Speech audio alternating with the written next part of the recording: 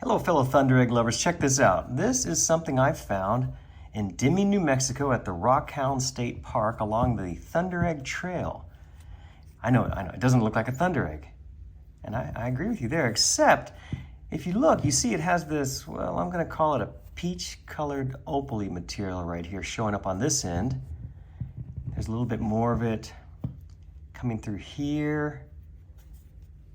And then at this end, you can see it's got that sort of, well, I don't know, quartziness right there.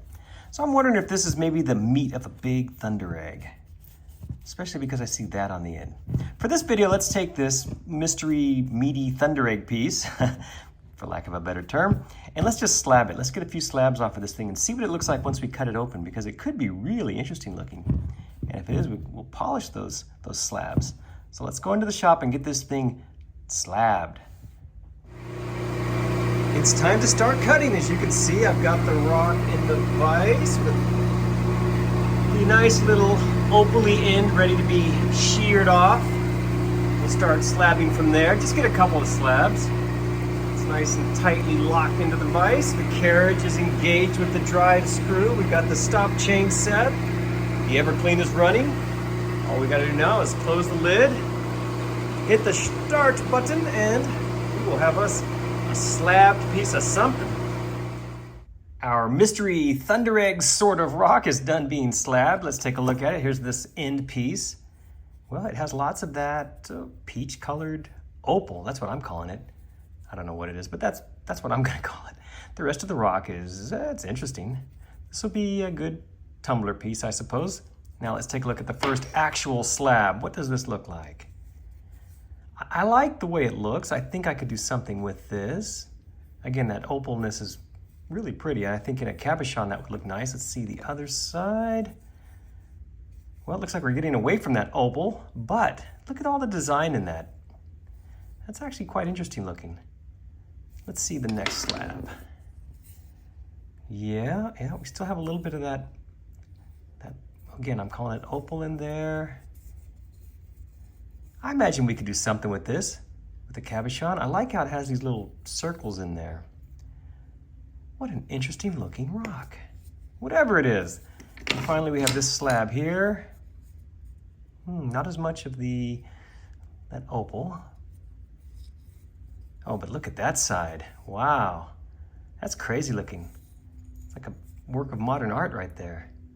It almost looks like these were Thundereggs that were trying to form, right?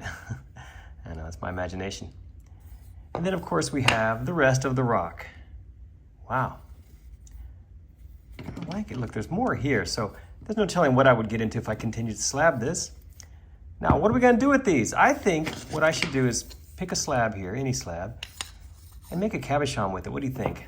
Let me decide which slab to use, and then I'll pick out a shape, get it stenciled, and we'll go from there. I think we should start with this slab because it has the most of that opal on it. And let's go with this shape right here. I want to capture as much of that as I can. So something like, oh, I don't know, something in that range right there. Let me get this drawn in and we'll take a closer look. How do you like that? Do you think that'll make a nice cabochon? I think I've captured a lot of that opalness. And then we have some of this dark stuff here and the lighter stuff. Not exactly sure what that is. Is it rhyolite? I don't know. Will it shine? I also don't know. Only one way to find out. I'll go ahead and take this into the shop now, get it trimmed, get it dopped, and we'll start making a cabochon. Let's get started with the trimming. Here I'm going to try to cut away as much as I can and get as close to the line as I can, even using the edge of the blade. There we go. That looks pretty good. A little chip there. Well, let me get this thing dopped now and we'll get started on the cabbing machine. Beginning with the 80 grit wheel, this is where I do all the basic shaping and the doming. Here's how it looks dry. Okay, I'm pretty happy with that. Now let's go ahead and fine tune that on this 220 grit wheel. Get rid of those bigger scratches. This is how it looks. Now you can start to see the pattern coming through in the color. Up next is this 280 grit soft wheel where I'm going to push in hard, get rid of any faceting. There you go, looking good. Our next wheel is the 600 grit wheel. This should start the polishing. There we can start to see a reflection, just a little bit coming through. Up next is the 1200 grit wheel. This is normally where the shine really begins. Well, there you go. Now you can start to see a decent reflection. The shop lights are coming through. Our next wheel is the 3000 grit wheel. Now what will this do to the polish? Oh, check it out. Looking good. The light's dancing along the surface. I think we can do a little bit better though. Let's take this over to the wet belt sander and get on the cerium belt. We'll spend a couple of minutes here. And for our final polish, looking good. Check that out. Nice reflection over most of the stone. Well, let's take this inside now and take a closer look. Our strange Thunderegg-ish cabochon is all finished. What do you think? Check it out.